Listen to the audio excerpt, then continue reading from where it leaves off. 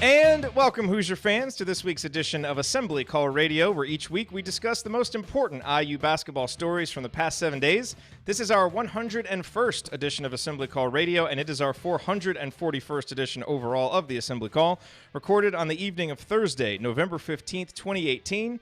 I am your host, Jerod Morris. And let's begin this edition of the Assembly Call how we begin every edition of the Assembly Call, and that is with our Hoosier Proud banner moment. And Indiana is the national champion. When it comes down, Indiana will be champion. Martin takes the shot.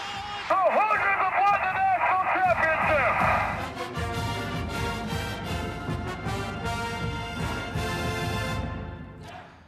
This week's banner moment occurred after Indiana's 96-73 demolition of Marquette was complete on Wednesday night. Archie Miller came to the press room in the bowels of Simon Skjodt Assembly Hall, settled in, and talked about his team's performance. And in many ways, it was a typical Archie press conference, a succinct, insightful fulfillment of his contractual obligation. But in one very important way, Archie's press conference last night felt different to me. It felt like for the first time since Archie has been here that he genuinely believes in his team. And that's not to say that he disliked last year's bunch, but we all knew he was fighting an uphill battle, turning an offensive culture into a defensive one with players he didn't recruit, and no one knew it better than he did. Many of those same players remain this year, but they are now clearly more comfortable and capable playing Archie Miller-style basketball. As for the new guys, well, you saw Rob and Romeo play, so did Archie. One is a stud, according to his coach, who rarely doles out such strong compliments, and the other looked every bit the top 5 draft pick he's projected to be. After expressing very little satisfaction in his postgame comments after Chicago State and Montana State, despite lopsided results, Archie couldn't hide the pride he felt in his team's performance against Marquette. He didn't even try to. He knows his team has plenty of work still to do and plenty of improvements to make, but he also seems like a coach starting to realize that he has a group that can be pretty darn good.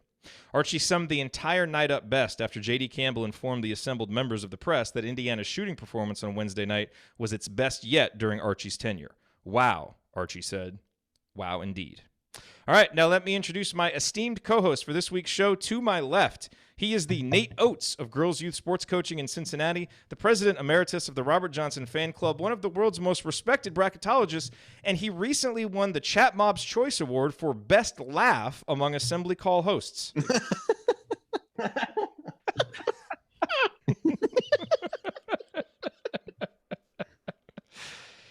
He is Andy Bottoms. Andy, what is your Bottoms line from the last week on IU basketball? That was troubling, but hey, better to be known for laughing than other things, so I'll take it. No, just still kind of basking in the victory from Wednesday night.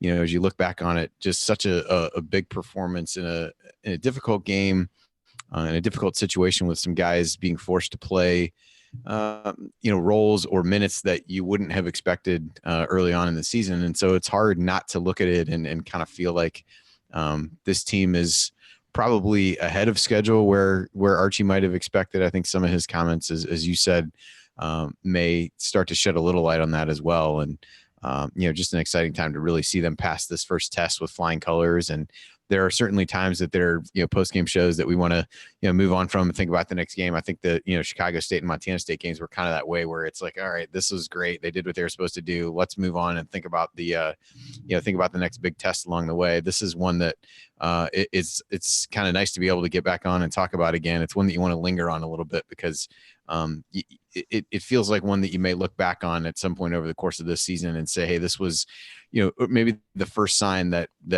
as you said, Archie really feels like he has something in his team and the way they've come together. So it's good to be with you guys and talk a little bit more about this game and look ahead to another big one on Sunday.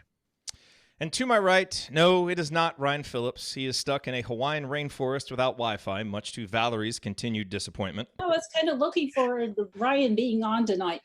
But just like Al Durham stepped in for Zach McRoberts last night, we have someone ready to step into the starting lineup and deliver a strong performance. You've read his work in our weekly IU Basketball News Roundup emails, as well as the Marquette postgame analysis email, and he's received rave reviews for his Basketball 201 segments during our Banner Monday shows. He has a bright future as a deep-thinking and astute NBA analyst, but we will enjoy it right now while we have him here providing insight on our Hoosiers. He's one of our student interns for this season, Ben Ladner. 90% of his basketball opinions are moronic. He ought to be fired. Ben, don't mind them. They're just afraid you're going to Rob Finney them, and they won't get their starting host slots Sure, back. sure. So just pay them no mind. So Yeah. what stood out most about Indiana's win over Marquette to you, Ben? I would second everything Andy said. I think it's good to see them pass this first test. And then I would also add that it's going to be an important momentum builder as well as they go into Arkansas. And then they kind of have a little bit of a break. They're still playing games, but they're not really these marquee opponents. And then you go into Duke on the 26th, and that's probably going to be the best team Indiana faces this regular season, at least the most talented team that they see. And so I think all of this is kind of snowballing and leading up to that Duke game, where you obviously take it one game at a time, but I think it would be really nice for Indiana to be able to walk into Cameron Indoor Stadium with an undefeated record. You presume that Duke will likely do the same. And so this Marquette game was a really nice kind of first building block for that, not just for the Duke game, but beyond that, to kind of see how this season unfolds. All righty, well, here's what we are going to talk about this week. We have to cover the unfortunate news about Jerome Hunter's injury. We will here at the end of segment 1. We're going to take a deeper look at Al Durham's outstanding game on Wednesday night, and then we're going to play a fun game called Fair or Too Soon to Say, in which we discuss some of the most common and interesting reactions to IU's play thus far, and then we will answer your questions. All of that coming on this week's edition of Assembly Call Radio. First, before we get to all that, I am very excited to introduce our newest sponsor, Comfort Option. And as I told you last week, they will be with us all season as the presenting sponsor of Assembly Call Radio. And in future weeks, I will tell you all about their mattress store to your door product that is revolutionizing how people purchase mattresses in central Indiana.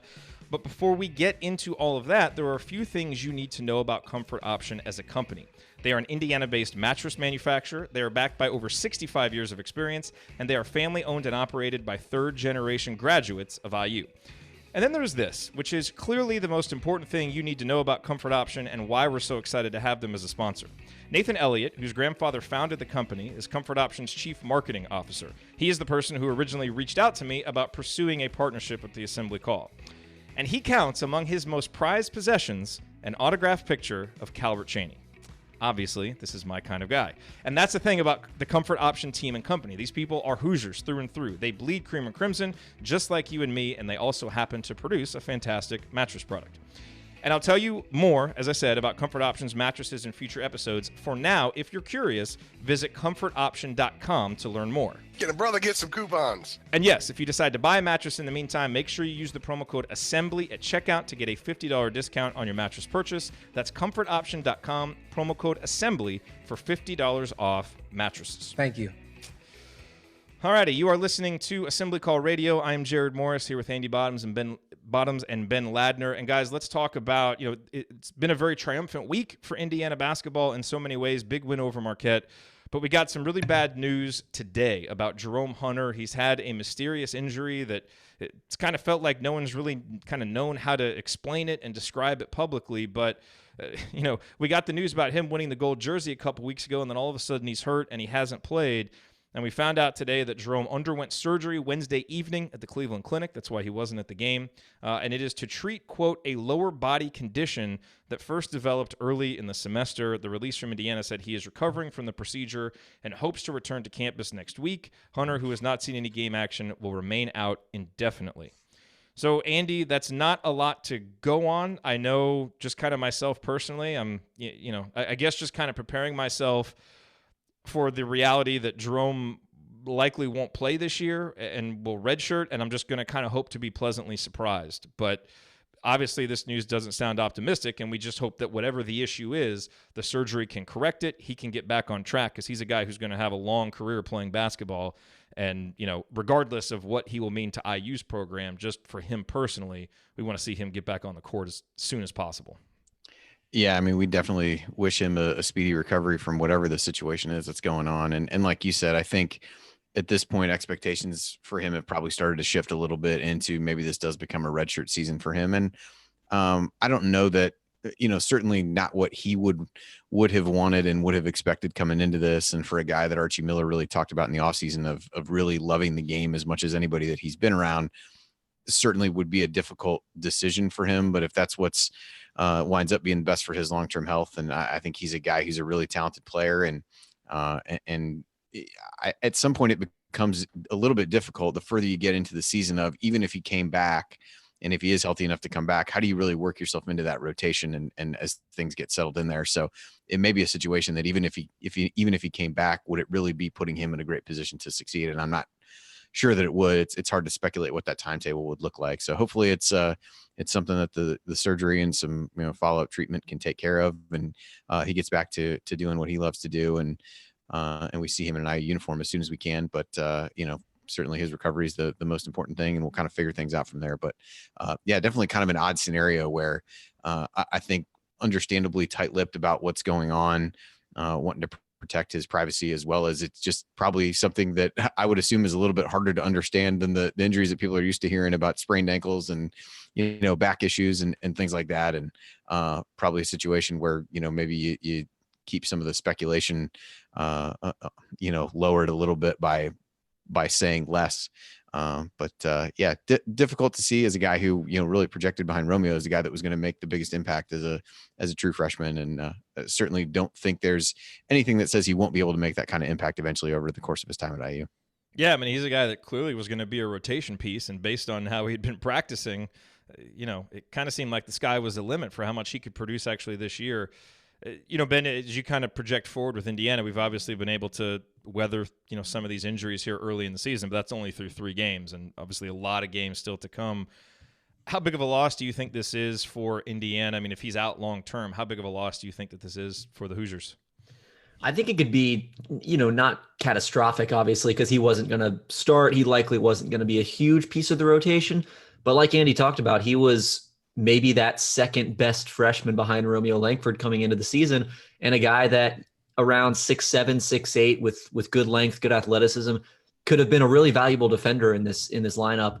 And, we don't know what he necessarily would have looked like because we didn't get to see him on the court very much this season. But yeah, it is a shame. And what kind of stood out to me from just the report and the release that they sent out today was the phrasing of condition rather than an injury. And we were talking about this before we went on, but yeah. I don't know if there's anything to that, but it was kind of odd to me just to hear it phrased in that way. And obviously the indefinite timetable doesn't make you feel any better about him coming back anytime soon, but IU's going to have to find a way to replace what Jerome Hunter would have given them. I think that probably means more minutes for Justin Smith than he might have gotten. It probably means you lean a little more on Juwan Morgan, although he was going to be a key player anyway. And then, I think a question that I've had kind of all season long thus far is that back end of the rotation, kind of that 4-5 spot. I've been calling it like the emergency big man, just the guy you turn to for 3 minutes at the end of a half. That might have been Jerome Hunter. Those might have been kind of his pockets of the game to really work with that second unit and maybe play some time with the starters as well. So Jake Forrester, Clifton Moore, Race Thompson, all could be in line for more minutes. But I do think this hurts Indiana, if not catastrophically. It is definitely a significant loss for them. Yeah. Well, get well soon, Jerome. We can't wait to see you out there in the cream and crimson playing again. Certainly for our sake and for IU's sake, but mostly for yours, to get your basketball career back on track. All righty, coming up on the Assembly Call, let's talk about Al Durham, who got the start in place of Zach McRoberts last night and delivered the best game of his IU career. What does it mean going forward for him and for Indiana? That is next on the Assembly Call. Stick with us.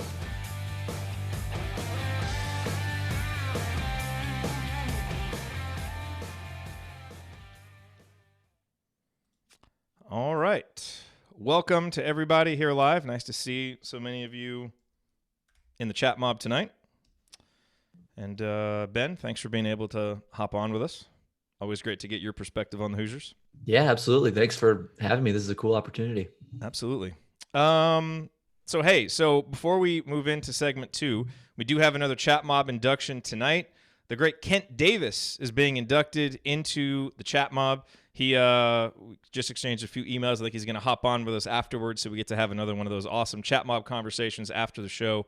But Kent, like everybody that has been inducted so far into the chat mob, just one of those familiar faces that when you see it pop up in the chat mob, it's you're going to get good insight. It's just another friendly face, another friendly, welcoming face there to have a great night talking IU basketball. So I had the great opportunity to meet Kent when we were up there for Hoosier Hysteria and had some great talks about IU hoops. And it was great. So we look forward to having Kent on after the show, and I see everybody congratulating him. Congratulations, Kent, and thank you for all of your support for Assembly Call over the years, because you have been one of our long-term supporters, and we wouldn't be doing this without people like you. So thank you. Okay, let's see. Timing on that one was 13 minutes, 58 seconds, so pretty good. As for this Al Durham segment, I figured we'll just kind of do kind of a general breakdown of his performance through the first one, and then we can kind of talk maybe in the second part of segment 2 about, I don't think McRoberts is going to play. It sounds like McRoberts is going to be out for a while, so it's a little bit of a moot point. But, does what we saw out of Al Durham last night, does that kind of change what we think is an ideal lineup, or maybe what his role should be versus what Zach's role should be when they're healthy?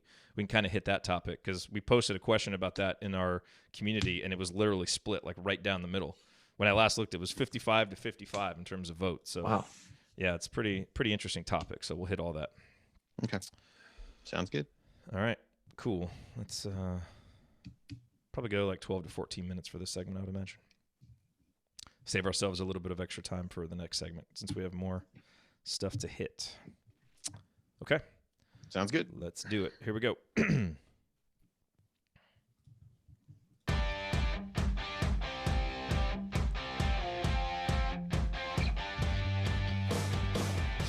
You are listening to the Assembly Call. You can find all of our content at our website, assemblycall.com. And if you ever want to participate in our unedited live broadcasts, chat mobbers, or watch those replays, then check out our YouTube channel.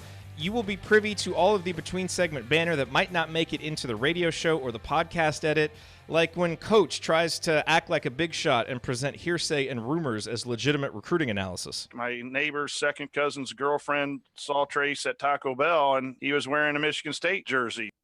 Join us live at youtube.com/assemblycall. I'm Jerod Morris here with Andy Bottoms and Ben Ladner. And, Andy, when we were kind of planning out this episode and talking about what we should discuss, it's always fun doing a radio show the day after a post-game show, because sometimes it feels like there aren't a lot of things to talk about. But don't say always. There have been times when it hasn't, but this is one of the times that has been good.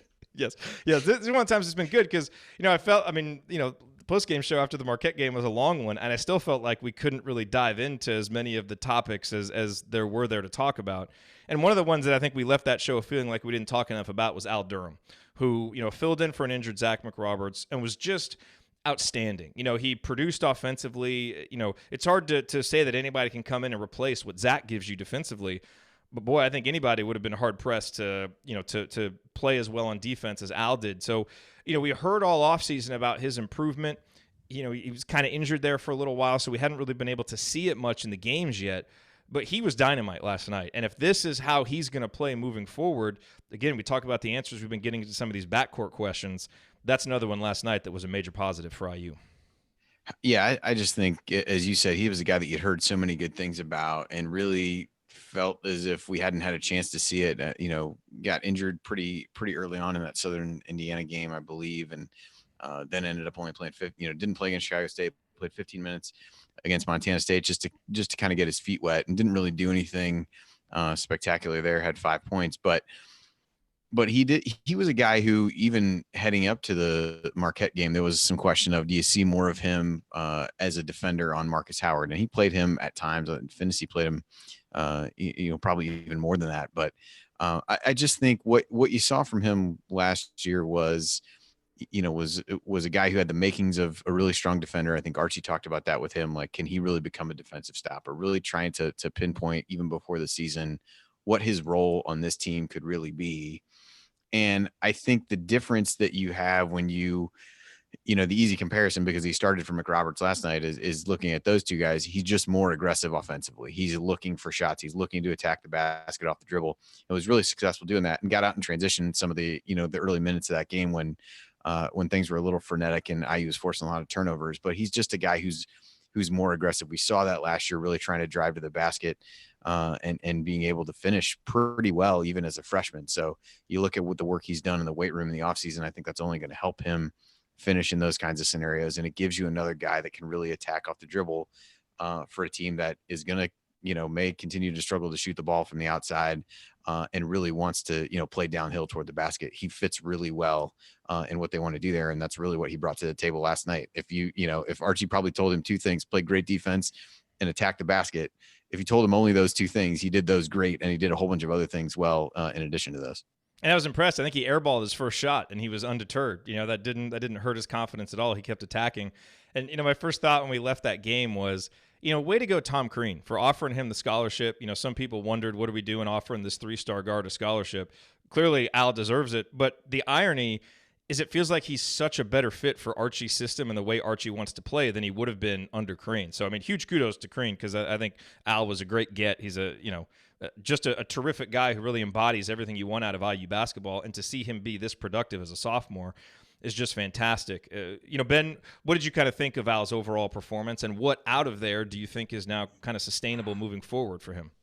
Yeah, I think the fact that he did it on both ends of the floor was really encouraging. He came in, I think it was kind of assumed that he would get a lot of that assignment on Marcus Howard, that he and Finney were going to split that assignment because Al's a really long, athletic, kind of slashy kind of guy who can really get up in the jersey of an opposing point guard. But then for him to do it on offense as well, that's kind of been one of the more inconsistent parts of his game in his career so far. Is he'll have these games and he'll show you like he's getting to the basket, he's finishing with both hands, he's knocking down shots, have these great offensive games, and then kind of turn around a couple games later and not be quite as consistent. So to me, that's the question moving forward, is whether he can knock down shots consistently from the outside, and then also that penetration into the lane. I thought at times last season he was Indiana's best penetrator off the dribble, just in terms of putting the ball on the floor, getting straight into the lane and to the basket. He's really good. He covers a lot of ground with his dribble. And so he's still been really good in that sense. And, I think McRoberts might be, and we can probably talk about this, in more depth, but I think McRoberts might be a little bit better fit with this starting lineup because he doesn't need the ball in his hands. He lets you do more stuff through Romeo and Jawan. And I think in a vacuum, McRoberts is probably a little bit better spot up shooter and a more versatile defender. But the way Hal played last night, it makes you wonder if he deserves a spot in that starting lineup. And I think either way, he's going to continue playing a huge role in this rotation, especially given that Indiana is really going to need his minutes at point guard if Devontae Green continues to stay out of the lineup. And, I was just so impressed with his defense. He contested every one of Marcus Howard's shots when he was guarding him, setting guys up, didn't look to force too much. I think we saw a little bit against Chicago State and Montana State, and then at times last season too, where he would kind of force the issue off the dribble and maybe predetermine what he was going to do when he caught the ball. He didn't look like he was doing any of that last night. He was reading the defense, making the right pass within the flow of the offense. He had 5 assists and no turnovers. He and Rob Finney combined for 13 assists and just 1 turnover, which was fantastic. So just the way he took care of the ball, ran the offense, and just kind of found his footing within the flow of the offense rather than trying to do too much, to me, it was very impressive. You're listening to Assembly Call Radio. I'm Jerod Morris here with Andy Bottoms and Ben Ladner, and we're breaking down Al Durham's terrific performance against Marquette. It's important to remember we're 3 games in. We've played 2 terrible opponents and obviously have the impressive win over Marquette. But Andy, and tell me if you think that this is misguided at all, but as I kind of reflect on what we saw against Marquette, I'm much more inclined to, I guess, trust what we saw on the defensive end and feel like those are things that we can definitely project more forward because of how good Marquette is offensively. I still don't really know what we can take from it offensively because they were, the 182nd ranked defense last year. And they've been better this year, but they haven't faced anybody. And, and I do think that is, kind of a game that will suit Al well. It's not like Marquette was really pressuring the ball and, doing a whole lot to kind of disrupt him. So, look, 13 assists, 1 turnover, that's great if you're playing 5-on-0 in practice. That's incredible, But I think you bring up a good point, Ben, from an offensive standpoint, Zach doesn't necessarily need the ball, to be out there creating. He can step out and make threes.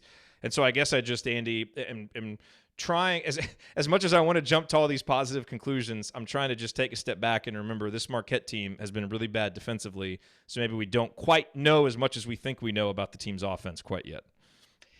I think that's fair, but I think we at least know what the philosophy is for sure, based on the way that they've played these first handful of games, the focus on really driving the ball, points in the paint, things like that. And they've been successful at it no matter who they've played. And Marquette had gotten, to your point, or there weren't enough games to really know had their interior defense gotten substantially better, or was it a little bit of a mirage? And I think probably a little bit of both. I don't think they were as good as they probably looked in the first couple games based on the competition, but I don't know that they're going to be a complete disaster on that end of the floor in the way that they were a year ago. And so, but I think either way, I would agree with what Ben said about McRoberts and being a better spot up shooter and things like that. But I think with Al, it gives you a little bit of another direction you can go at the point if you need to, if Finney gets in foul trouble or, hits a freshman wall at some point, who knows? You've got another guy who's there. And I think it's good for Al to really get that confidence, because you saw, it was funny. I was looking over while we were talking, looking at his game log from last year and remembering a little bit of how well he started out early in the season. He had at least 7 points or at least 6 points in 7 of the first 9 games, and then didn't do that again for the better part of not quite 2 months. Really struggled in that Louisville game, turned the ball over 5 times, and then saw his playing time start to diminish, and his production really started to diminish at that point. So at the very least, I think it's a guy who really thrived on the confidence that he got early in the season. And while I don't think the setbacks are going to affect him as much as a sophomore, I think it's good to see him get out of the chute this way against a good opponent, because what we didn't know because of the injuries is really where his spot was in the rotation and how, where he was in the pecking order. And I think while injuries certainly thrust some guys into bigger roles against Marquette, I think it becomes pretty clear that he was, right on the, outside looking into that starting lineup most likely. And so I think he's going to be one of the first guys off the bench if he doesn't make his way into the starting lineup. And I don't think that's a bad thing either. When you think about, would you rather if you had to bring him in for Romeo to give him a rest, would you want a guy who's going to attack a little bit more? He's certainly not going to replace that production. But if you kind of flip flop it and say, all right, well, in a lineup that may not feature some of IU's better scorers, is he a good fit with a second unit in that regard versus a McRoberts who we know isn't going to go out and try to create his own shot and do things like that? So in that regard, maybe answering, kind of circling back to the prior question, maybe that does make him a better fit. And even in some of the same ways that we've talked about, is Devontae a good fit to come off the bench to, kind of provide that spark and that energy? Could be a guy that ends up there, but it sounds like you said, we may be a little bit before this team is healthy enough to figure out what everybody's actual role is. It's just kind of a game to game. Who can you cobble together and how do you make things work with who you have? Yeah, because it doesn't sound like Devontae or Zach will be back for Sunday. I mean, I think technically they're both game time decisions, so we'll have to see. And, in our next segment, we're going to play this game called Fair or Too Soon to Tell. We kind of assess some of these early season reactions. And, one question, Ben, that I asked in our IU community, which you can check out if you go to assemblycall.com/community, was basically, if Zach McRoberts were ready to go on Sunday and could play, again, probably won't be able to, but if he could, would you start Al or would you start Zach? So, Ben, I think you kind of gave away the answer to this earlier, but what would you do kind of at this stage right now? I would start McRoberts, not just for the reasons I mentioned earlier, the fact that he doesn't need the ball, probably is a better catch and shoot player from 3 and a more versatile defender, but also, and Andy kind of touched on this as well with Devontae Green, but I think you need that guy in the second unit who can create off the dribble and set guys up. And I think the more minutes Al Durham plays with the starters, the fewer minutes he's playing with that second unit. And then you wonder, where does that creation come from in the backcourt? And maybe it is Devontae Green, but again, if he's not totally healthy for Arkansas, then the question, I think, is a little tougher to answer. I don't think you want all of your best creators in the starting lineup playing together for huge pockets of the game, because then that leaves you pretty vulnerable when those guys are not in the game. And so, I think McRoberts is just a better fit because you've got 2 ball dominant guys already in Romeo Langford and Juwan Morgan. And then Rob Finney has shown the capability to be kind of a, jack of all trades kind of point guard who can knock down shots, facilitate, get into the lane, swing the ball around the perimeter, just put the ball where it needs to be. And I think Al's that same kind of player, but I don't think he does it quite as well as Finney. And I don't think he's nearly the one-on-one scorer that Romeo Langford is. And I think for that reason, I think he's probably a little bit more effective when he's playing not just with backup units, but against opposing backup units. Andy, what would you say? Yeah, I tend to agree. I think coming into the discussion, I don't know that I had a firm thought about it, but the more kind of listening to Ben talk about it and what I said last, it feels like he might be able to be even more successful in that scenario. And ultimately that's what you want. I think he's a guy that can really be a spark plug on the team. Certainly a good energy guy. and could really be a leader within that second unit to the extent that IU really rotates those guys in that way. So I think in the Arkansas game might be an important guy just in the sense of, trying to break their press, having another ball handler, and a guy that, comes off a game where he made really good decisions and took good care of the basketball. So, maybe that's a game-to-game proposition. I don't know that that's a decision that Archie's going to need to make for that game if McRoberts isn't available. But I do think he could pay it could be another game where he really pays dividends being in the starting lineup, similar to what he did in Marquette, just by giving them another guy they could throw at Marcus Howard without, having to really rotate as many guys in and out. But And just to long-term, I tack on- think I'd go McRoberts. Go ahead, Ben. Just to tack on one more point to that, I think regardless of who starts, I think all these guys are going to play minutes together at various points in the game. So, and you could even close games with Finney, Langford, and Durham on the floor together. So just depending on how the game goes. So, we answer this question about who's going to start and all that kind of thing, which is an important question, but it is also worth remembering that the way the game goes, the way the rotations work, there will be overlap between all these guys. So we'll get to see them all kind of work together as well. Yeah, and if you want a good preview of Indiana, Arkansas, obviously we talked about it on the post-game show, but also Ben did a great job with Seth on their edition of the matchup. Go to podcastonthebrink.com, and you'll find that. It's in the Podcast on the Brink feed. But really good job on that, Ben. So if you want some insight on IU Arkansas between now and then, that is the place to get it. Alrighty, coming up, we are going to continue our game of Fair or Too Soon to Tell by discussing a player comp for Romeo that seems crazy but probably isn't, what we're to make of IU's early three-point defense, and several other common interesting reactions to IU's play. Stick with us here on the Assembly Call.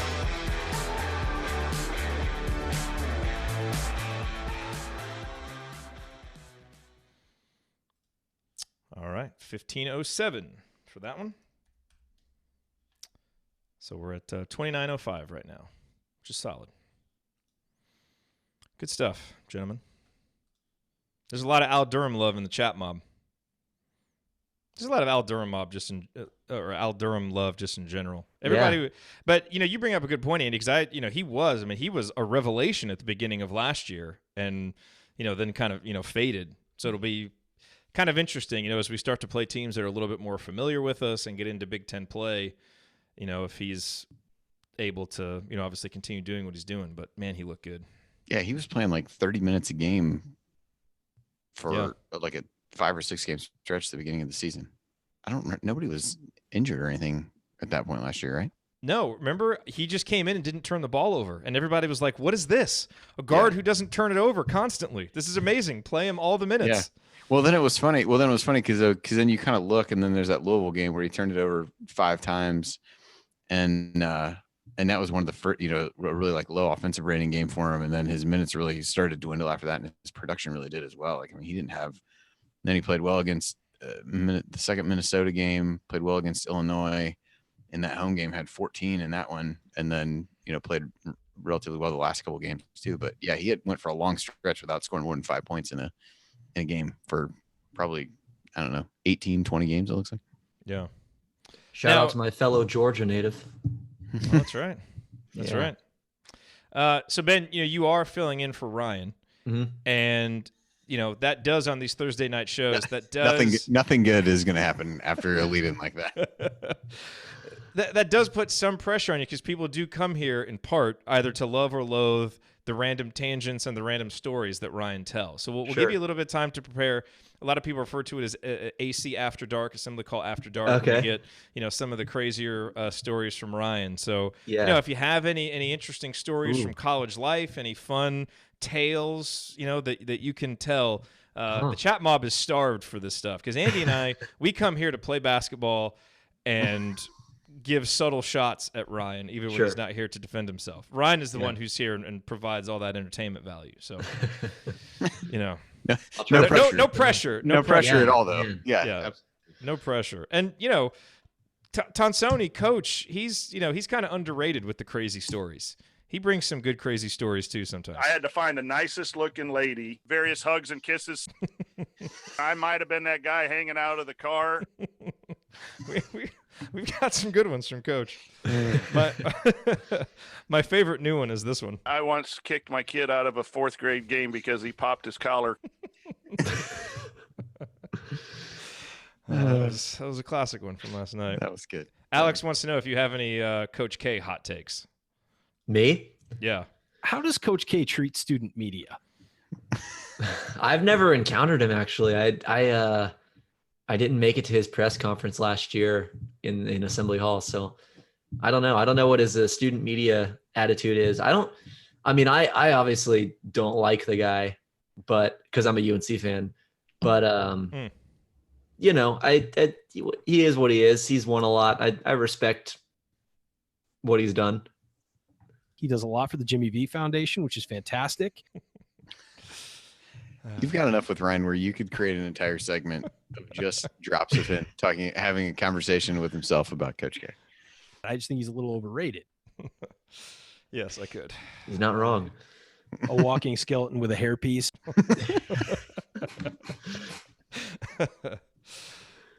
Okay. Enough tomfoolery, as Coach is thinking out loud to himself right now. All right, let's hop in and do this. So, yeah, we'll just kind of go in order of these. Number one is obviously the easiest one, and then we'll just kind of. Yeah, Joel, we just got a UNC fan, WTH, in the chat. You might have to explain that one, Ben. What's that? You just got a UNC fan, what the hell, in the chat. So you might have to explain yourself. I can explain. I have a good reason.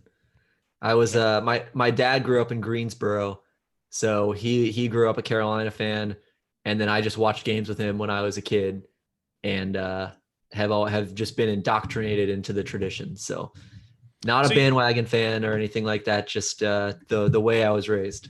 So you kind of treat, so covering Indiana for you is more like this is a team that you cover. Obviously you go to school at IU, so right. I would assume that you want Indiana to do well, but you're not like, you don't consider yourself a diehard IU fan.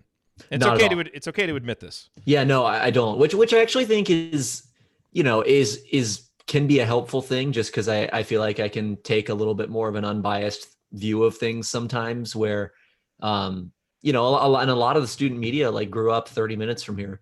And so it's easy for them to like, stay invested in the team, and I don't blame them for that. But I feel like coming from Georgia and growing up a UNC fan, like I never really had a reason to root for IU before I came here. And because I've covered the team while I've been here, I've never really had the chance to like become a fan. So I feel like I have a little bit more of a stoic, detached perspective on the team. I mean, you haven't exactly seen the best of IU basketball either. That's true. Yeah. Jerod and I think back to when we grew up, and there's like no way that, granted, we were both in Indiana at the time, but there's no way that you couldn't have become one now. But I look at when your time there, it's probably like, yeah, that checks out. You wouldn't necessarily need to be. No. Yeah, you'd probably hang on to your North Carolina fandom if you. Yes. Yeah, very few compelling reasons have been presented to you for yes, for doing anything differently. So I think it makes sense. We do have a great line in the chat from Josh. He says Ben came to IU because UNC has fake journalism classes. So, ooh, yeah, and I'm fine with that because I have no attachment to the school itself. So you can roast the school all you want. It's just the basketball program. Although I have been to Chapel Hill a few times. Very nice. Okay, let's do segment 3. So we're at we're at 29:05. So we've got like 23 minutes still. So we're good. We can. Do we have a lot of questions to hit, or not? I don't mean in this segment. I mean like listener questions. I know you say those for Mondays anyway, but yeah, we do have a lot. There's 2 that I want to get to for sure. Okay, and that's usually all that we really have time for. So okay, all right. We'll just budget whatever time you feel like we need to answer those. That's fine. Yeah, we'll probably save like 11 or 12 minutes for those. I'd imagine 10, 11, something like that. Okay, all right. Yeah, Joel says Ben is different than most student athletes at UNC. He actually goes to class, but you're not wounding Ben with these. Yeah, it bounces right off. That's one of the nice parts about being a fan of a team where you don't go to the school, right? So you don't like have all that personal pride invested to where they're like wounding you with all these things. Like, no, exactly, and also going from there, they're not diminishing anything that you've done. So yeah, and also going to school at a place where you're not a fan of the team. Like if my friends talk trash about the UNC about the Indiana basketball team, I'm like, yeah, that's fine. I don't care. Like, you're not hurting me personally by saying the team is bad. All right. Well, there we go. Okay, so we're starting to get some stuff here from Ben. So we'll see what you have for us in the next break. Let's see what else we can unearth that will make people attack you. That's really the. Yeah. Bring it on. That's pretty much the next step. Okay, here we go.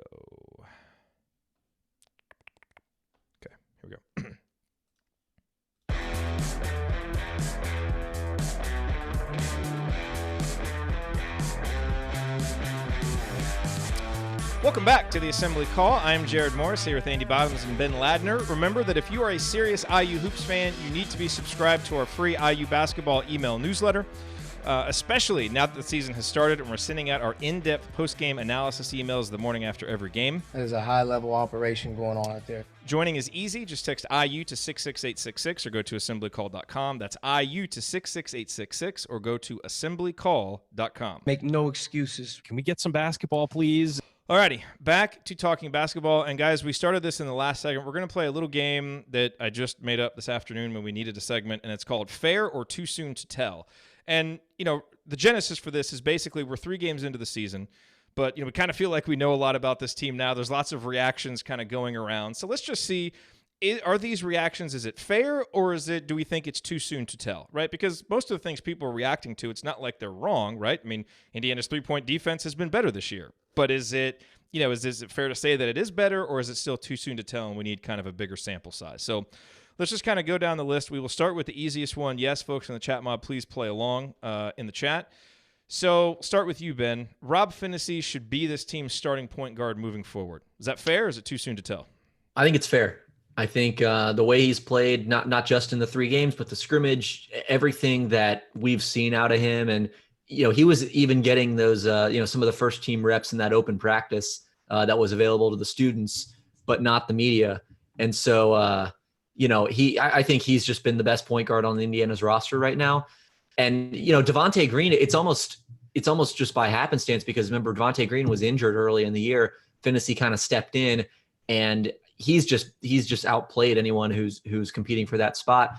The ability to probe in the lane and run that offense, he runs it like a veteran. I mean, he does not look like a freshman point guard out there, either physically or mentally. He's really, really strong, really quick for a guy his age, and then just has a great understanding and a grasp of how to run the offense, a good shooter already as a young guy, which is encouraging for Indiana's offense, and obviously a guy who can defend the point guard spot as well as anyone. So I think that's fair. I think it's his spot until he proves otherwise. And Andy touched on it earlier about kind of the freshman wall. That's certainly a possibility. And if he runs into that, maybe 10, 12 games into the year, has a tough stretch, maybe you pull him out of the starting lineup for a few games and then maybe put him back in. But to me, until he proves that he's not fit for that spot, he's the starting point guard on this team. Yeah, it's unanimous in the chat mob. Everybody fair. Andy, I assume that you agree. Yeah, I think so. I mean, you've got Archie, who's not necessarily one who doles out praise, or at least high end praise too often, calling him a stud after his 3rd college game. That feels like a pretty good endorsement for him. And yeah, he certainly hasn't done anything so far. May have kind of gotten a first crack at it through injury, but he's acquitted himself very well. And it's one of those where it kind of similar to what I brought up with Al, where we may never know what the original rotation of this team was supposed to look like because there have been so many injuries. But he's certainly, taking the keys at this point, and I don't think he's going to give them back anytime soon. All right, so here's the next one. You guys will understand why this one is a little bit hard for me. But I have seen this in multiple places, so this is not coming from me, but let's assess this reaction. The closest IU player comp for Romeo is Calbert Cheaney. Andy, fair or too soon to tell? Freshman year Calbert Cheaney. And I have some numbers if you want to hear the numbers. All right, let's hear the numbers. All right, so now look, Romeo's only played 3 games, but Calbert is a freshman. Of course, he came right in and was so good. 17.1 points per game, 4.6 boards, 1.7 assists, shot 57.2% from the field. That's over the course of a full season. Romeo, through just 3 games, 17.7 points, 4 rebounds, 2.3 assists, 57.1%, and doing a little bit more in terms of steals and blocks. So the numbers really similar, kind of the scoring profile really similar. I think everybody knows the reverence with which I have for Calbert, but the more I think about this, to me, I think obviously we have to see more. So I guess ultimately it is too soon to tell because Romeo's going to have to do this against better teams and do it all season and do it in the Big Ten. But I didn't scoff at this when I first saw it, and that was kind of a shocking reaction for myself, viscerally. What do you think, Andy?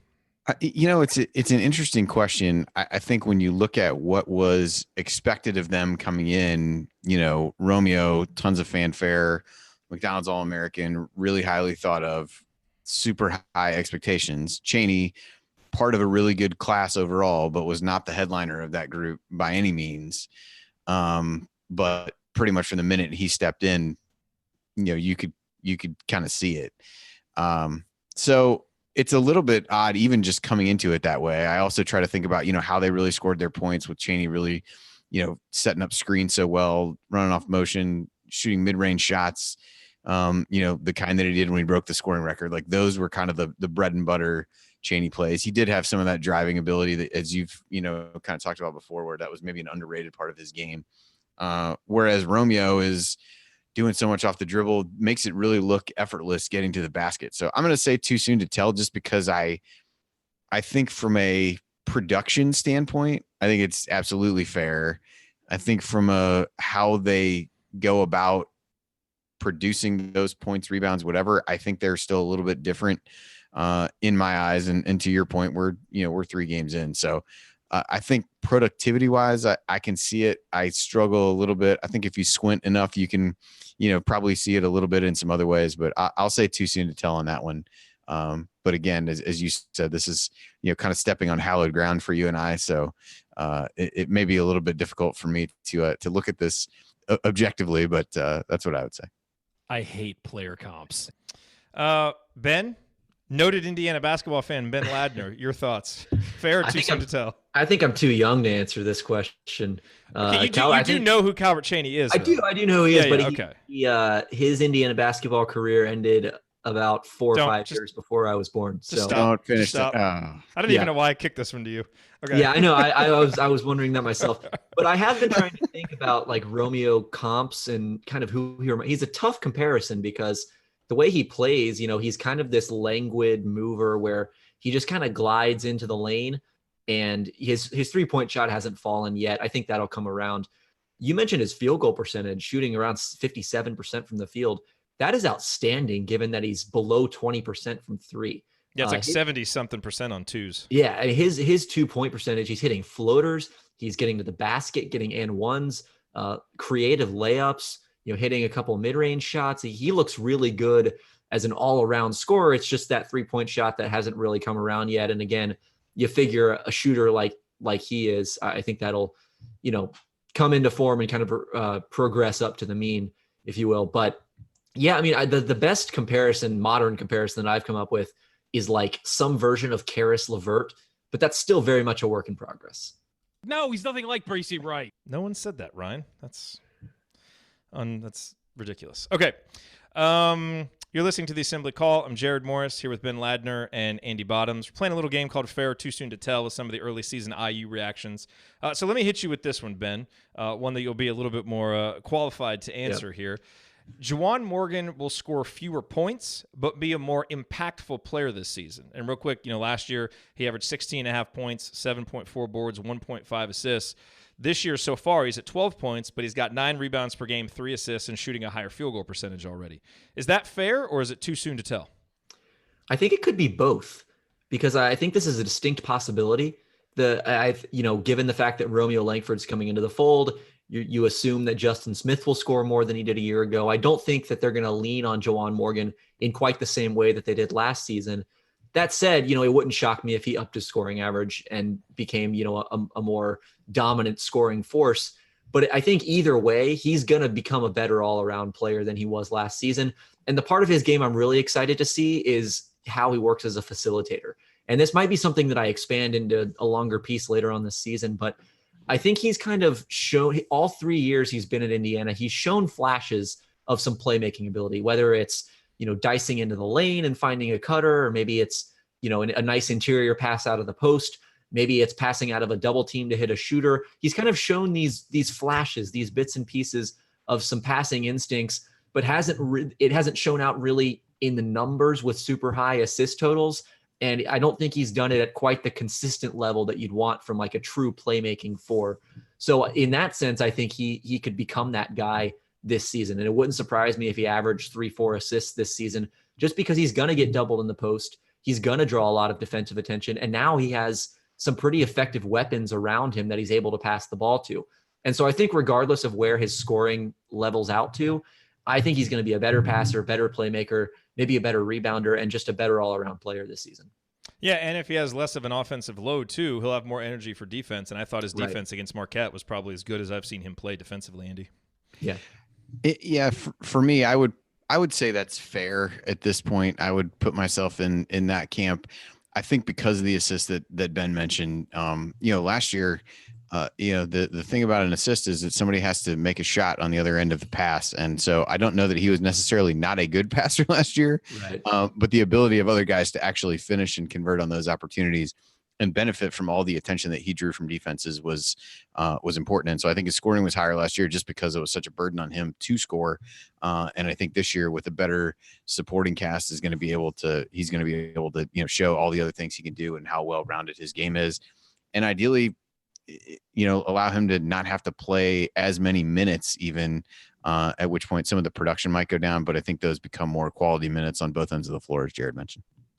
And one other thing I think that could, be a major factor in his improvement and how much more effective he becomes is that 3-point shot. He's sitting around 40%, but he's only 2 of 5 on the season. So that's going to be a figure to watch all season long. If he's a consistent mid-30s, high 30s 3-point shooter, he's immediately a better player than he was last year. Okay, let's hit these last couple quickly here. So, fair or too soon to tell? Andy, you start on this one. Indiana's 3-point defense is markedly improved from last season. The numbers are obvious. Last year, we gave up 36.7% from 3-point range. This year, 18.6%. Although, in fairness, there have been some open looks that the opposition just hasn't made. So, what do you think? The 3-point defense is markedly improved, or do we need to wait to really find out? That's a tough one. I'm gonna say fair on that. I think that one was a little bit on the border for me. I mean, certainly to this point, it's been better. I think you see things with the additional length on the team. It feels like they should be better. Another year in the system, being able to close out effectively on shooters and know their rotations a little bit better. So you had one game against a really good 3-point shooting team, and they defended it really well. So I guess in that regard, I'll say it's fair, but I'd still we would like to see a little bit more. But I definitely think there are positive signs with how things have gone so far on the defensive end. Jen in the chat just said fairly too soon to tell, and I'm flagging her for inappropriate use of an adverb and fence sitting. That just doesn't count. The fence sitting coming from the guy who kept picking push on over under. I said that on the over under on the preseason for that. So yeah, I was gonna let that go, but if you're gonna call out other people for it, I can't give you a pass on that. Come on, dude. All right, Ben, fair or too soon to tell on the 3-point D?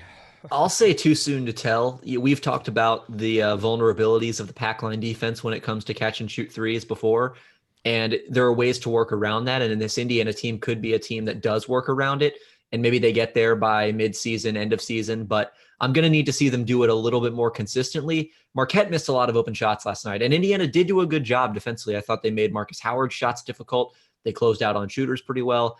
But I think they need to do it against more teams, against better teams, and just for a longer stretch of time. I think we need a little bit bigger sample size on that before I really buy in. Okay, last one, Andy. Demezy Anderson isn't ready yet to be a key piece of the rotation. Now, he's getting time. He's actually played 45% of the minutes so far. Part of that was, getting some garbage time minutes in the first couple of games, but he's playing a lot of minutes, and he was obviously in there a lot last night. But I think the common reaction people have had kind of coming down off of that exhibition game where he hit, the 4 threes, and I think everybody was really excited. People still excited about the long-term potential, but some questions about the defense, and his ability to handle the ball against some of these better defenses. So fair or too soon to tell that Demezy is not yet ready to be a part of the rotation? This one's difficult because I'm not sure there's, you look at the game against Marquette, there was really not an alternative. Even if you thought he wasn't ready for it, there wasn't anybody else to really turn to. And you saw when he came assume that we have that we're at full strength, I guess, is the. Yeah, then I guess I would say that seems fair for now. I mean, by his own admission, he seems like a pretty self-aware guy and talked about his struggles defensively. And Marquette, I mean, as soon as he came on the floor, I mean, Sam Hauser's eyes lit up and he was just going at him from all over the court. And I mean, that was really what you saw. They really attacked him defensively, and other teams are going to do that as well. So I think that's the big part of it for me. I don't think while he is a really good scorer, I don't think that's what IU. It's a bonus that he scores. I mean, last night they just needed him to take up minutes and play well. So I think he's capable of continuing to play where he is, and I think he will continue to. almost out of necessity, and that may benefit him greatly in the long run, even though probably going to be some growing pains in the short term. So I don't think he's ready for that right now.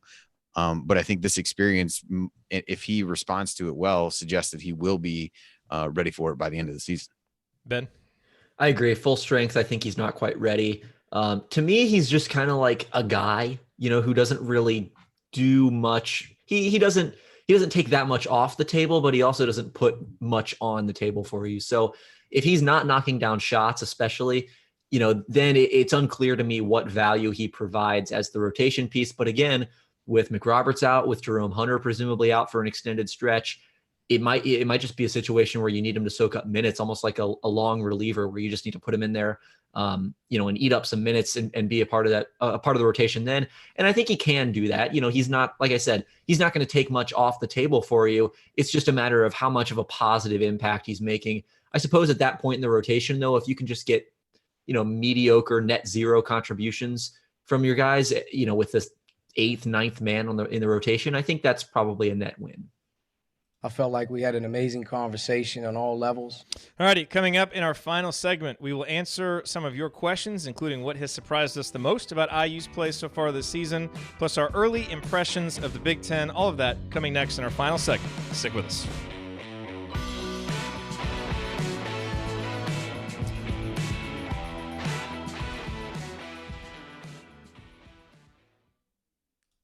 All right, that was 16:41. So, Andy, we are at 45:46, so we got a short segment here. 45:46. 6:14, 23, 10:41. Nice. I think it's 6:14. Yeah, right? 6:14? It's 52 minutes, yeah. Right? Yeah, 6:14. Yeah, so the 14 seconds get you to 46 plus 6, yeah. Yeah, very nice.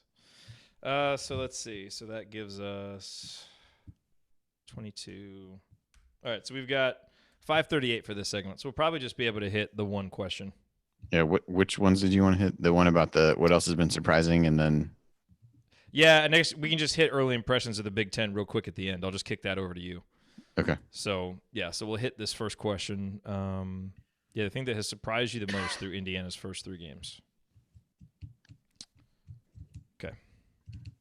Guess I should think about it. So Ben, if you see me going like this, it basically means wrap up in the next 5-10 seconds. Gotcha. We got to try and be out right around the 52-minute mark. Cool. What'd you say, Andy? I said I guess I should think about an answer to that question then. If we're going to go with that one first. Yes. I can field it first if you need to think. All right, that would be fine. Look at Ben stepping up. Stepping up. Okay. Here we go.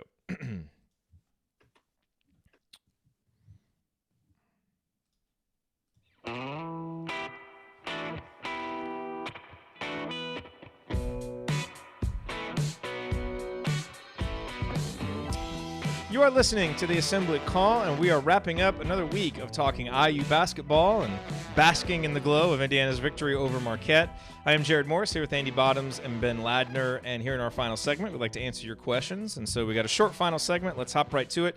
We got this question from Jay. He said, other than Finney's play, what has been the thing that surprised you the most through Indiana's first 3 games? He said, for me, it's been how quickly the offense has played and how effective they've been playing quickly. Indiana actually averaging under 15 seconds per offensive possession right now, which, as he said, would have put IU in the top 5 in the country using last season's numbers. So Hoosiers definitely playing fast. So that has been surprising to Jay. Ben, what's been the most surprising thing to you?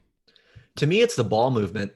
Indiana's been really effective moving the ball along the perimeter, just being patient on offense. And again, they are moving quickly in the possessions, but they're making the right pass. They're moving the ball with purpose. No one's really holding it for too long in a given possession. They're assisting on a really high percentage of their baskets. And I think we all knew this was going to be a team with a lot of good passers, a lot of guys who could move the ball, who had some decent vision. But I think the way it's all gelled together and for it to happen this quickly and this early in the season has been a really pleasant surprise for me. Andy, what has surprised you the most? I think how much of a factor forcing turnovers and converting those into points has been. I don't know what those numbers were last year. I think they've gotten significantly better in defensive turnover rate. How that translated into points off turnovers, I don't know. But that's really been a pretty constant thing through the exhibition game, through the first couple of games. It even, I think, was brought up how many turnovers they forced in that scrimmage against Loyola. And that allowed them to get off to a really good start against Marquette. Didn't really sustain itself in terms of, what they were able to get off those turnovers as the game went on. But I thought that's been a really constant drumbeat for the team. And with so many young guys in the rotation, with so many injuries, to see the defense be where it is was really impressive to me. Yeah, I would say on the plus side, the defense, especially the defense of the young guys, it's really hard to expect freshmen to come in and be really good defensively. But I think for the most part, Indiana's freshmen have been. And on the negative side, it's the injuries. That's really surprised me. It's always surprising when you have this many injuries early. You expect it maybe, during the grind of the Big Ten season. And especially with just, how much Indiana's talked about, the new weight program and really what seems like a smart plan and strategy. So I don't mean this as, to cast aspersions upon that. I think Indiana does a great job there.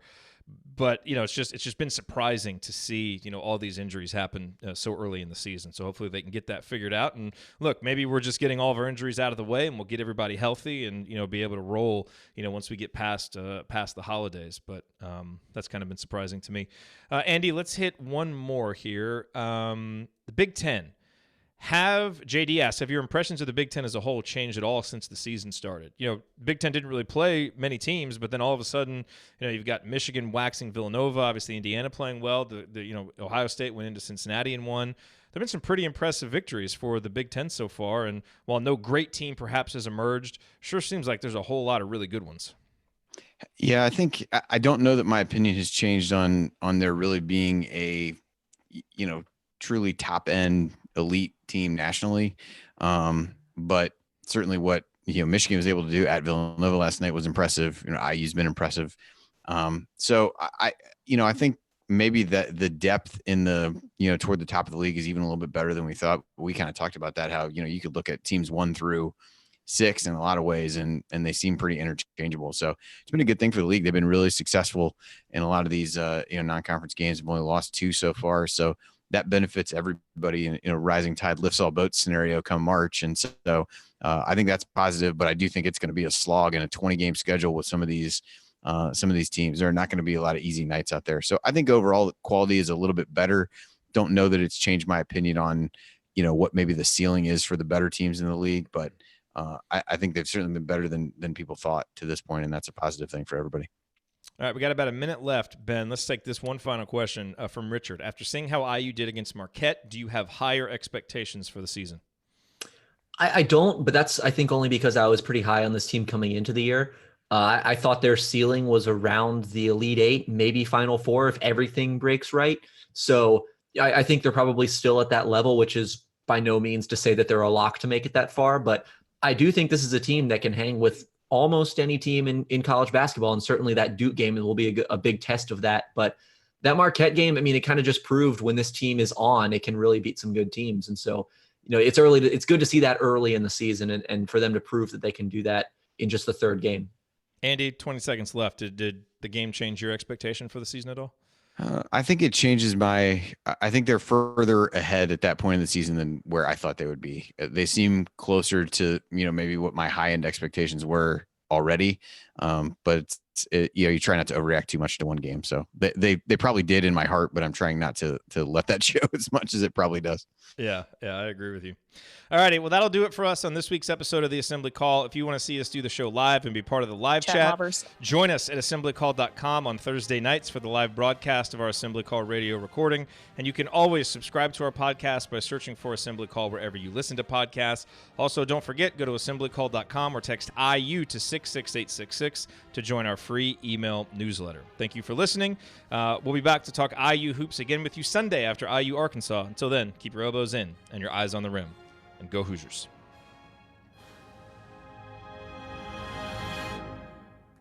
Thank everybody for coming out. All right, I got to get out of here, folks. Thank you. And that's a wrap. Sweet. All right. Nice job, Ben. Thanks. Very that well was done. fun. Yeah, thanks for coming on. Absolutely. It's a good way to wrap up my pre-Thanksgiving part of the semester. Yeah, well, we'll find some other opportunities either for post game shows, especially around the holidays. Sometimes there's only a couple of us for post game shows and things like that. So I'll let you know when there are chances to come on. Totally. Because you've been doing a great job. People appreciate your analysis. So they don't like you anymore because they know you're not an IU fan, but they appreciate your analysis. I was gonna say I might have made some enemies tonight, but yeah, I've had a couple people reach out and say they've enjoyed it, which is pretty cool to see. That's awesome. So I know I told Jerod one of the times I said that I before or after one of the shows talked about how the basketball 201 stuff's been really good. I have yet to be able to actually watch any of it on video, but I try to fill as much of my time that's not in meetings at work with listening to podcasts. It's been really good. So definitely comes off well, even on audio when you can't necessarily see what you guys are talking about. Okay, that's good to hear. Yeah, I appreciate it. We do need to pull those out if you want to make that like a holiday what's the best way to do, like, just use Premiere and like we don't need to get complicated with it. Yeah, just download the YouTube video, cut it out. I might try to like create just like a little intro, but let's just get them up there so we can create a playlist with just those, so people can go and just watch those videos, because I think that'll be really helpful. Yeah, I could work on that the first few days of the Thanksgiving break. Okay, cool, man. Let me know if you need help with it. Awesome. Sounds good. All right, Ben. Thanks for being here, man. Yeah, safe travels. Have a good Thanksgiving. See you next time. All right, and we are joined now by the great Kent Davis. Kent, I'm glad you can be here with us. I'm glad to be here. Look at you. You got the headset. Your audio is on point. This is awesome. So what were your thoughts about the IU Marquette game? I thought it was exactly what I wanted to see. I mean, it couldn't be better than a blowout, which I guess in the poll I picked Indiana to win by whatever, the maximum points. I was hoping for like a 15-point victory, so I thought it was great. Yeah. So here's a question I want to ask you. So you famously got a hole-in-one at the I think that was at the Peegs golf tournament, right? Yes. So what moment had you more viscerally excited? Getting the hole-in-one at the Peegs golf tournament, or when Romeo announced for Indiana? When Romeo announced for Indiana. So I don't know what it feels like to get a hole-in-one, because that's never happened, but that had to be pretty cool. Yeah, it was pretty cool. But I'm a avid golfer, so I love playing golf. I play over 100 times a year, so it's just a matter, Andy would know from a numbers standpoint, if you play enough, one of them's going to go in. That is true. That checks out. Yeah, I guess eventually you play enough. Yeah, your chances of somehow doing that again would be better than, there's only so many Romeos that come around. So if you think of it that way as a numbers game, you probably are correct on that. And by the way, Andy and I failed to mention this on the show, but we did get a very insightful text from Ryan just before going on. He wanted to send us a talking point for the show. But he said, Romeo is the best freshman I've seen since following IU, and it's not particularly close. So he's going to have some strong opinions, I think, when he gets back from Hawaii. He wrote a really good piece in the Big Lead about Romeo and the Marquette win, if you haven't read it. It was quite good. Yeah, Romeo, I think's, just awesome. I tried not to get my hopes up, before he announced, because I was afraid, he might go somewhere else. But as soon as he announced, I mean, I'm like way up there on the Romeo fan club right now. And I'm just amazed, the grace that he's able to move around the court and, get to the basket. Yeah. So, first of all, congratulations on becoming an official member of the chat mob. It's well deserved. You've been, one of the loyal people that's been there, in the chat mob chatting. It feels like since we started putting the shows on YouTube, I remember your name being in there. And so I just want to, while you're here, just say thank you for all the support that you've given us. And, as I've said, it's people like you that really make us enthusiastic to do this. So we want you to know how much we appreciate all your activity and support. Well, thank you. I appreciate it. And I wanted to thank you because you guys helped me get through the end of we'll just say the prior coach's era when, it was a little difficult for all of us those last couple of years. That is how you're a champion. Yeah. Man, those years were tough. I had someone emailed me today, Andy, and said, great win last night. He's like, that's the first post-game show in a while I can remember you guys actually like smiling and laughing through it. Like, well, yeah, there's definitely a level of just kind of joy of being able to talk, to kind of like relive a little bit of different pieces of a really good game. That when that is absent for a period of time is definitely hard to replicate. But yeah, it was a good one. There's always something about those shows that are some of the good memories. But yeah, unfortunately last year there weren't many of those where anybody actually got over the hump. But I gotta step away for like 2 minutes, but I'll be right back. Okay, all right. Because what we need, we have to get Kent's story about his favorite IU moment, his favorite IU player. We need to get these stories, but I'll be right back. I gotta go help my wife with something. All right, I'll work on those because then I probably got to go after you get back. So all right, so we'll do favorite IU player first. I know Jerod usually gets that and kind of presents it before, but give us your favorite one, or maybe it's hard to pick one, but one or two. It is difficult to pick one, but when I think about it, there's a lot of guys. I guess first of all, the thing I'm most proud of with Indiana is when you run into the players at various points after they've played for Indiana, they're all so nice. And, it just makes you proud when you see them because, I've seen several here in Atlanta. And so it's difficult to pick one, but I'd say Victor Oladipo, just based on what he did for Indiana and then what he's done since he's been at Indiana and the way he came from not being highly ranked out of high school and his work ethic where he was able to get. So that's why I say Victor.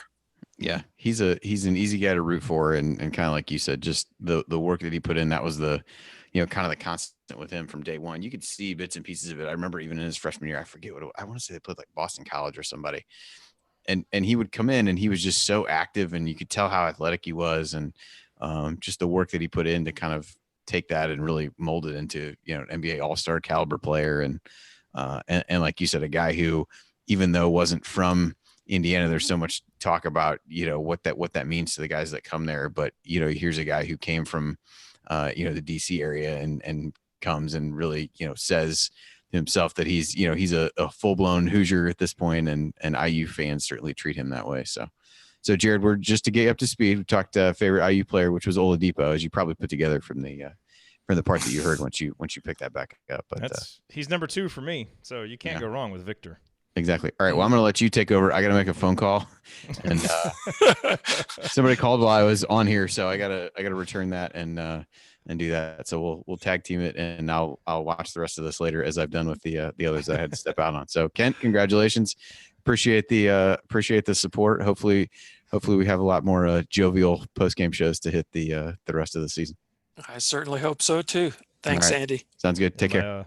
My wife's watching the Packers game, and we don't have cable, so we're trying out YouTube Live, and it's for some reason just like logged her out in the middle of it. So I had to go. Oh, gee. Had to go log back into our account. So so Victor's your favorite Hoosier, and how's your son liking IU? What year is he? Oh, he's a junior, and he loves it. Yeah. The only thing he doesn't love, being from Atlanta, he doesn't love the cold weather. But oh well. That's why, I'm a native from Indiana, but I moved to Atlanta because I didn't like the cold weather. Oh, shoot. We should have. Ben's from Atlanta. Yes. That's right. Did you know that he was from Atlanta? Have you guys ever crossed paths before? Have not, No. other than on, listening to him on the show. And I just learned that recently. Yeah. So does your son have season tickets this year? Yes. Yeah. He unfortunately last night was not able to go because as being a junior in Kelly, he's going through I-Corps. So they're going through finals right now. Yeah. And so I think tonight he probably just finished up his last one. So he's probably over at Kirkwood right now. I hope so. Having a great time. I remember those days well. Oh my. So what's your favorite IU memory? My favorite IU memory, I want to give you two, but the one that from a game standpoint was being in Atlanta, going to the 2002 Final Four and having Indiana there.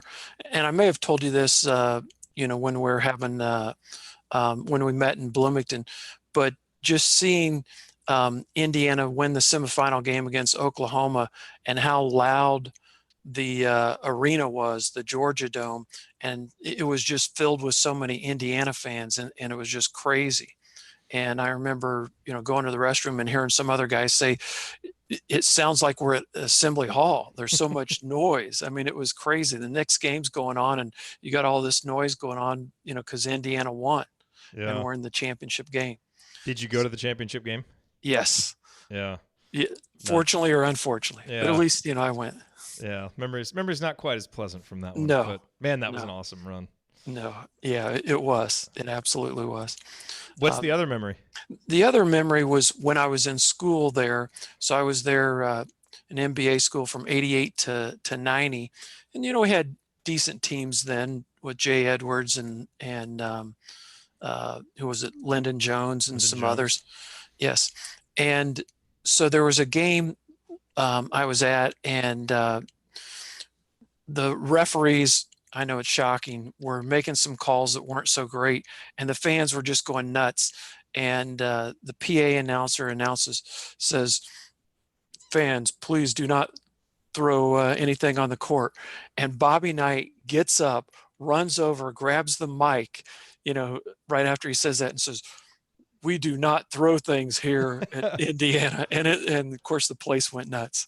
I was at that game. Were you really? Yeah, I was going to games back then. Oh man. I think that was Michigan State, but I may be wrong. I can't remember. Yeah. Oh man. Those were some good times, man, to be an IU fan, to be going to games back then. Yeah, Jay Edwards was the first IU player that I just kind of fell in love with and would go pretend to be. Obviously, Calbert Chaney eclipsed him a few years later. Yeah. Jay was my original favorite IU player. So he was fantastic. Yeah, I mean, he was a natural. Yeah, he was. So what are your expectations for the team this year? How good do you think we can be? I think we can be good. I think we got a chance of winning the Big Ten regular season. I mean, we'll see, but I think Michigan, with the way they played yesterday, are going to be tough, but I think we got a chance of winning it. I don't want to, again, jump too far ahead and have too high of expectations, but I think we're looking good. My only concern is, we've had the injury bug, and I don't want us to, if we can get off that train and start being healthy, I think we can go a long way. Are you able to get up to a lot of games now? I go up to one or two. Like this year, I just got tickets. I'm going to go to the Ohio State game this year. Yeah. So I generally go to one or two. I was up there for Hoosier Hysteria, and then, we'll go up to the Ohio State game, mainly to see my son. But I think even when he graduates, I'm going to try to go up to at least one or two games a year. Yeah. It's just great. It is. I know it's one of those things, because I kind of feel that now that we've started going up again once a year. It's such a great touch point, to just go there live and, get in the atmosphere again. And it's such a great reminder of what makes it all special, and be able to meet, people face to face. So it's, we definitely want to keep doing that once a year. I think it adds a lot. Yeah, I think it does. Yeah. So, I just had a question that I was going to ask you, and I forgot what it was. Oh, so what's your typical, when you're watching a game at home, from, hundreds of miles away, like so many of the rest of us do, what's your typical setup? Do you have any superstitions? Do you have particular things that you eat or drink or? Well, in previous years, this year, I guess I've changed it up a little bit, but in previous years, if we were doing well, if I was sitting, because I generally would be in the front room sitting on the couch, and if I sat on one side and we're doing well, I would stay there. And then if we did poorly, I'd move to the other side, kind of like the equivalent of a rally cap or something to hopefully spark the team on, even though, we know that doesn't make the difference. I don't know. We say it doesn't make the difference, but who knows? Maybe in some cosmic way, that's how close games are decided. How many fans did their superstitions and, put their socks on and made were focused enough to move to the other end of the couch. You never know. Well, that's the story that I tell myself anyway, when I rush to put my socks on and my lucky big game pants to feel like we have more of an impact on the game than we actually do. But, What do you miss most about Bloomington when you're not there? Well, it's just a beautiful town. In Indiana, I think it's just, one of the most beautiful towns, and the limestone, the beautiful campus.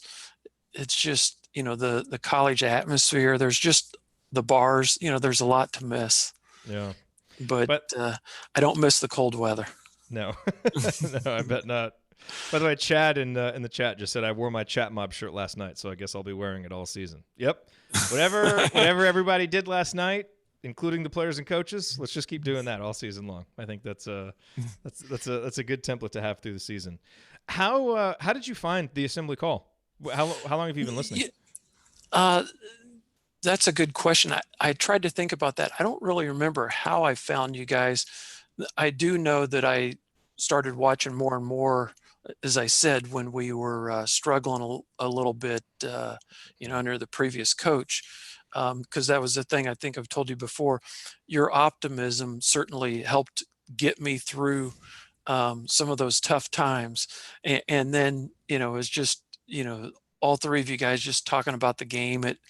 Because I would get so upset when we didn't play well that I needed, I had to have something to kind of unwind to get over, games when your expectations were higher than the results ended up. And why did you start actually participating in the chat and making the Thursday night shows a regular part of the rotation? Again, I don't know if I have a good answer for that, but I just, it's like you just started responding to people, and and then I guess the chat mob ends up being a group of people that seem to be very positive also, and I agree with that. Friendly, because I try to soak up as much Indiana stuff as I can. Same way as you, being a long way away from Indiana. I don't know anything about, I just hear through people as far as the weather being bad up there or whatever the case may be. So you're trying to soak up as much information as you can. And, I love the different, each venue has its own, I guess, things that it brings to the table. Yeah. And I think the thing that you guys bring is really the positive attitude, not only you, the group of people around, because sometimes some of the other groups, you'll tend to have too many naysayers and negative Nelly or whatnot. And I just, life's too short to deal with that. I'd rather be positive. I agree. Well, good. That's always kind of been the tone that we've tried to strike. So I'm glad that that's how it comes across. Yeah. Awesome. And I guess the other thing I want to mention is I think you've really done a good job adding stuff this year. I think your Monday show has been great. It's very informative. You've got a lot of different segments there that are helpful. I really like Ben's, take his segment.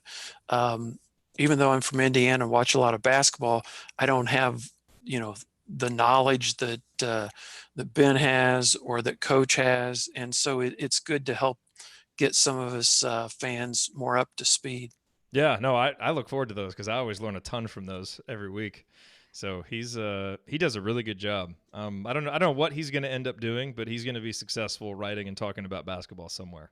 That much is pretty clear. Yes, absolutely.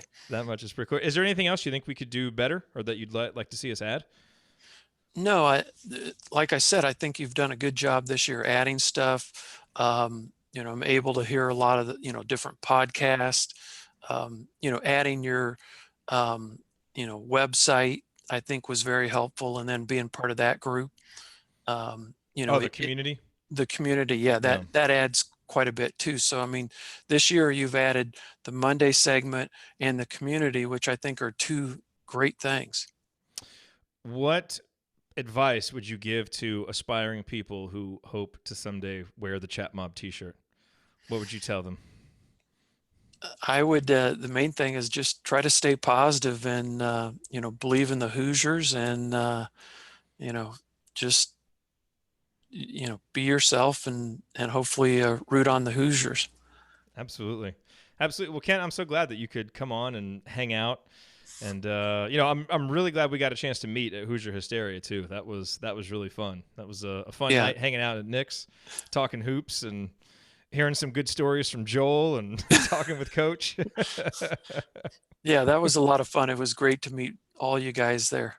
Yeah, it really was. It really was. Well, hopefully we get to. Oh, yeah, go ahead. Yeah, the one thing I was going to say, and I appreciate you, you know, sending me that book. I thought that was great, and I was able to read that, and that did give me a good insight into Coach Knight and more how practices run and different things. Yeah, that I thought that was really interesting. Kirk Hastings' book. Yes. Yeah, it was. He did a really nice job with that, I thought. It's I did too. Yeah, anybody, if you haven't read Kirk's book, it's, you know, obviously he comes at it from the perspective of being, you know, pretty pro Knight, but I mean, there's, you know, plenty of kind of warts and all stories in there. And, you know, certainly, you know, when he talks about, you know, kind of going through, you know, the death that he dealt with and all that, it's a pretty poignant book at times too. So definitely worth a read. Absolutely. Worth a read. Well, Kent, thanks for coming on. Awesome to talk to you. We look forward to seeing you in the chat mob throughout the season, and hopefully we have a lot more fun games like last night's to discuss as the season goes on.